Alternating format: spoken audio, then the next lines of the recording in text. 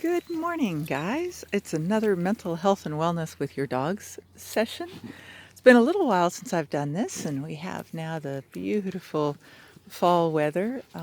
Most of my leaves are gone, and as you know, this is what we do, kind of just as in a way to celebrate life and the things that make having and owning dogs such a joy and such a pleasure. And one of the things I want to talk about today is choice in training. I know that we all want a dog who will listen to us, especially in emergency, and we feel so amazingly urgent about it. Like this, we want to practice when it's not an emergency and not urgent, so that we feel confident and our dogs are absolutely spot on. And what I want to say about that is you see my dogs here happily having fun. They're chasing little miesies in the bushes. And this is incredibly important daily activity for us that allows them to just, you know, it's kind of like watching a good movie. It allows them to blow off some steam and have a little bit of excitement and fun without having anybody telling him what to do, right? You would get kind of testy if you worked all day at the office and then came home and had a boss sitting there in your kitchen, and so somebody was always telling you what to do.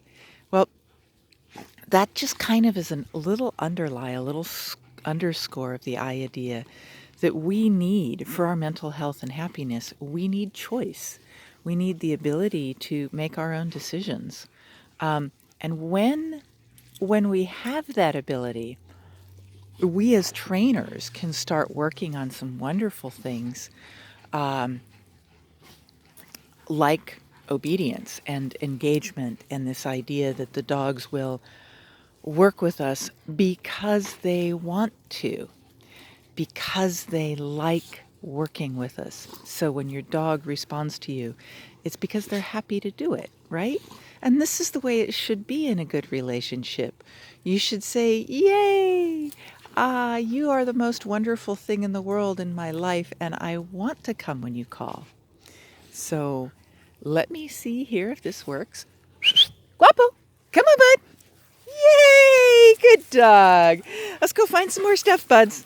Yeah, where'd you go? Good boy. So that was just a wonderful example. And he's a marvelous boy. And he and I have a long, wonderful relationship based upon happiness and joy and wanting to be around each other. And you can see how quickly he responded to my recall. You could also hear my tone of voice on that recall was a happy tone of voice.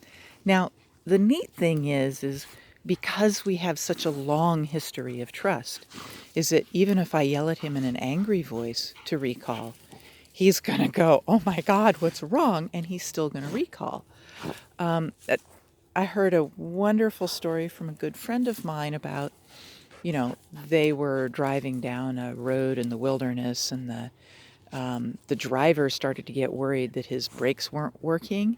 And so he shouted to his wife, "Get out!" And she grabbed her purse and leapt out of the moving car.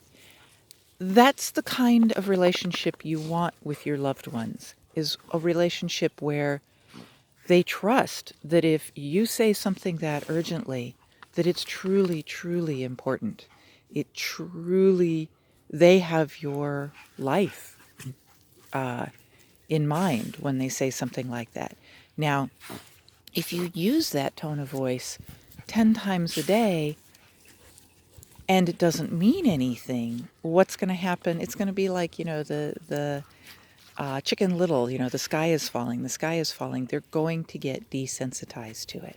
So I want you to use your magical recall words, rarely, but when it is important, and when you have something super, super for practice, when you have something super, super fun to show them. You can use it every once in a while, like I just did for, to show, but I wouldn't drill it like you would some of the other behaviors. You want obedience to be fun, and if you drill too much, it's going to become boring and not something they want to do. So learn new behaviors with your guys, give them some choice, have fun with them, work on your relationships so that they want to be with you. This is what I do with my dogs. They know that they're going to come out and do this with me, and they love it. And so we're co-hunting. I'm standing here watching them, but every once in a while I come up and I'll kick at you can see these guys here.